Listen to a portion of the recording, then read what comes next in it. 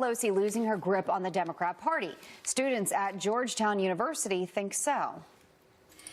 In your opinion, who would you view as the face of the party? I would probably choose Cortez. I would say AOC, Alexandria Ocasio-Cortez. Ocasio-Cortez is probably the face of the Democratic Party. All right, you hear this. What does it mean for Democrats as 2020 approaches? Here to break it down is campus reform contributor Emma Michelle. Thanks for coming on. You hear a lot of AOC there. Were they the resounding vote? Was she the resounding vote?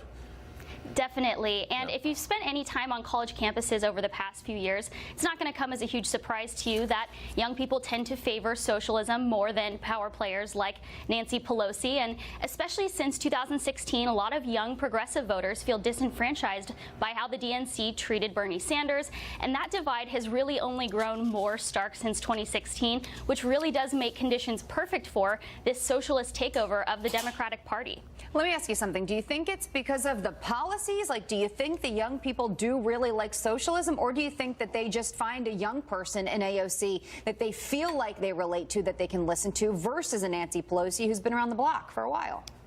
I really think it's a little bit of both, because AOC does have that power to generate buzz amongst young people and drive the conversation about national policies. Look at how we're still talking about the Green New Deal, even though she first proposed it months ago. But also, students are being pushed socialism by their teachers and educators, and they're being sold it as this humanitarian kind idea to solve everyone's problems. And since they're not getting a well-rounded education and a historical view of socialism and all the downfalls of it, they're not really understanding what these movements can lead to, and it makes them a lot more prone to want to follow someone like AOC, who is driving these policies. Yeah, let's listen to some of these kids on exactly why they like Alexandria Ocasio-Cortez. Just because Cortez is like 29 and she's kind of branded herself as a socialist. She represents like a new progressive thing that's really that's pretty prevalent on college campuses. As my age group participates more, there's going to be a lot more people steering that direction, steering in a more democratic socialist direction. She's pulling pretty far to the left. I think people are going to like it. You know, when you look at this, I mean, I think that Donald Trump was an answer to people's frustrations with politics in general and a Congress that can't get anything done. And I think that the popularity of people like AOC is the same thing. You watch the standard issue politicians not get a lot done for the last 25, 30 years. Yes, exactly. And young people are dissatisfied with the status quo within the Democratic Party, just like people were dissatisfied with the status quo with Republicans, and that's how we got Trump.